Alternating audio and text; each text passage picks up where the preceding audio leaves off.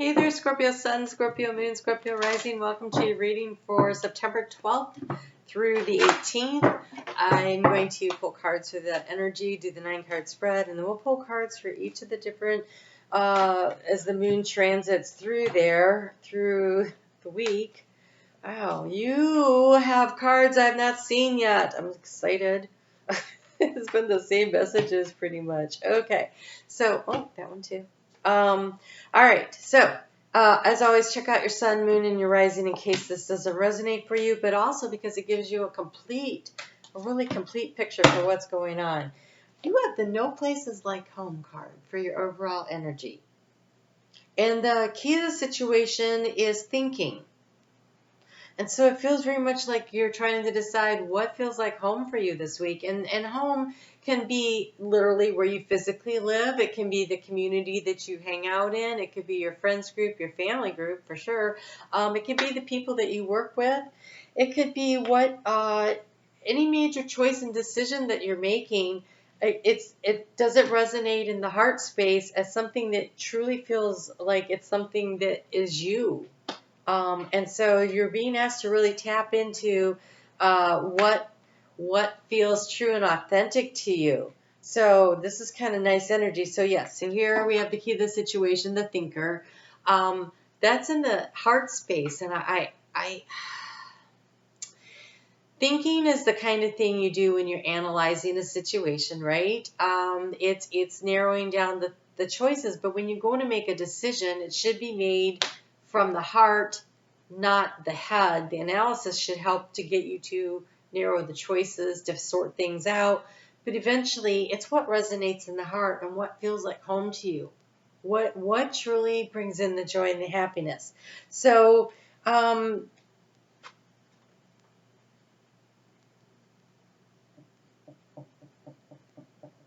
in the area of what you've been thinking about, we have the here and the now, the present. But in this card, it has the past and the future. Both there we have 6 planets in retrograde, Mercury being one of them, and 3 major asteroids. And so there's a lot of reviewing going on. And I think it may have actually been kind of a struggle to keep your mind focused on where you are right now. I feel like you're almost like, okay, so here I am. This would be a Scorpio thing. So this is where I am. But I remember the stuff that happened before, and I kind of am looking toward the future to see what's coming up for me. And so being really focused on the present is very helpful, but an eye to the future is going to be important because it almost feels stuck energy because we have the new life here in the area of the obstacle. So you're given an opportunity. See how she's stretching? It's almost like you're going to have an opportunity to stretch and to grow. And that's a little uncomfortable, right? It's a little uncomfortable, particularly when you may or may not be fully your choice to make a shift or make a change. But I got to tell you, the shift and the change is happening, and it's happening in divine timing. So, you have a leg up in the area of the anxiety. And so I think where you thought like you had to do everything on your own, I do think you have help coming in. Are you asking for the help you need? Are you accepting the help when it's offered to you? That don't say, oh, no, I got this. If someone's offering something and you could actually use their help and it's beneficial, I would suggest allowing somebody to give you a leg up. It could also be that you feel like you're helping so many other people you don't have time to do your own stuff. In that case, there a little bit of balance needs to come in, but I don't, that could be it too. All right, so here in how do you transform the situation, you have the tick-tock. Divine timing.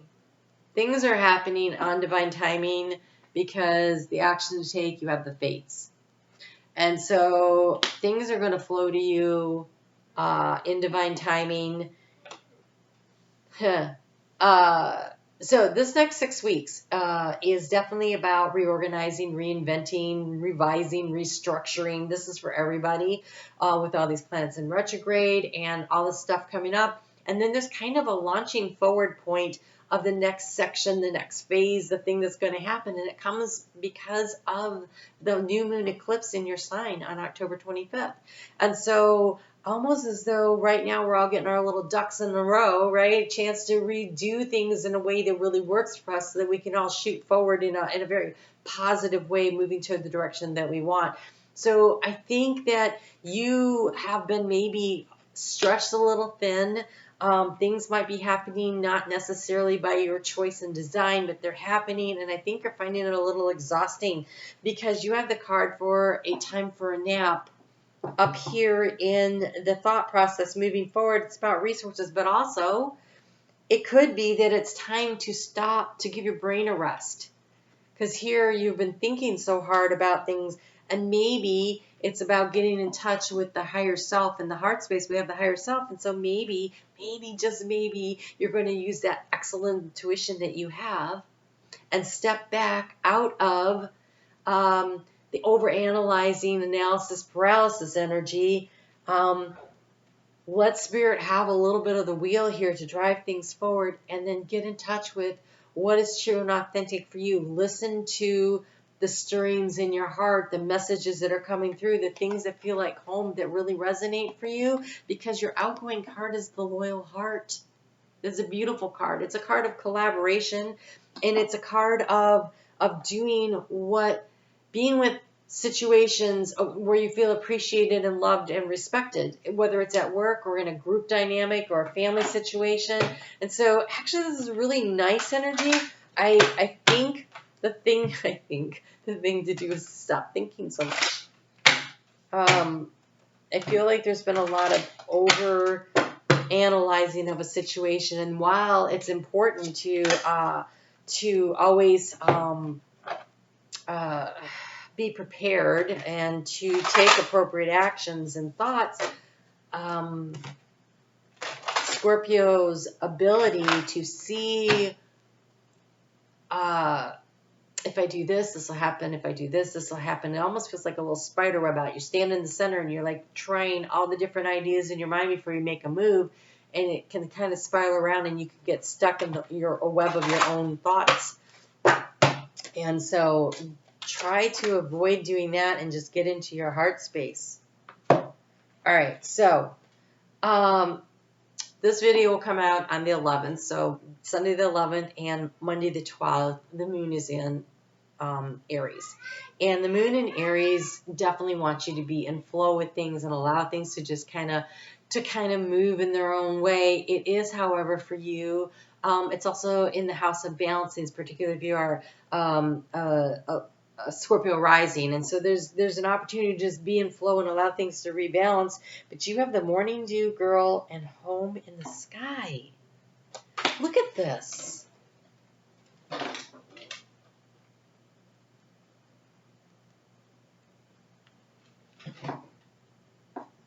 It's the same thing. It really is. I have to go with the book on this. Morning Dew Girl. It's number 13. It's the card. It's the number of the death card, which is your Scorpio, right? This is face your fears, awareness, and consciousness. Start sharing our own feelings and worries. We can collect them and deal with them instead of hiding them deep inside. She stands resolute and strong, ready to face her fears. And the fears can be powerful. I've had this deck for years. I've never seen this card before. That's why I had to look this one up. While fears can be as powerful as a river, once confronted, it can turn out to be as small as a drop of dew. The over-analysis is kind of paralyzing you if you can kind of give it a rest. But I really want to look at the Sky card, because that is crazy how much those look alike to me. They're so similar. It's wanderlust, adventure, and safe haven. Up in the sky, we see a floating neighborhood. These birds have the best of both worlds. They can travel a big distance without losing their home. They are free to seek new adventures without worry. Home is truly where the heart is. So this is an adventure that you're going on, this opportunity for change. Something about it is really, you're fearful of it, but look it in the eye and say, well, okay, yeah, some things would go right and some things would go wrong, but instead of worrying about if something goes wrong, just look at it as a divine detour, an opportunity for a new experience, to learn something, to be a little more adventurous. It's really hard when you're a fixed sign to not be in total control of the situation, but you are definitely being encouraged to do what you want to, what brings you the joy and the happiness, and trust in your ability to recalibrate and to adjust to sales and to make choices and kind of let fate lead you in a new direction, something that'll take you to where it is you really want to go. This loyal heart is the outgoing card, is beautiful. And look, you have here with that moon in Taurus. So that's in, if you're a Scorpio rising, this would be your 7th house partnership. But this is, no matter what, this is grounded. This is grounded energy. There's a practical energy to it of actually accomplishing something concrete. We have a beautiful trine between your ruling planet of Pluto that is in Capricorn last degrees, with the sun in the last degrees of Virgo, with the moon in the last degrees of Taurus. We have this higher calling here coming out with that. You have written within you all the courage you need. Let go of the past, reclaim your majesty. You will find success and contentment with those by your side. The loyal heart. What makes you feel at home in your own skin? Make noble choices for your life and for your tribe. What feels like home to you? I'm about to lose my battery here, so I'm going to kind of wrap this up. I'm going to pull a card for the Gemini. Friday, Saturday, and Sunday, look, that is energy where people will be exaggerating. They may be doing it on purpose or not. Lots of storytelling energy, so only you do your own research. Don't just believe something because someone throws it out there at you. It's really important with the moon in Gemini. You have the eagle, which is basically like a card for you too.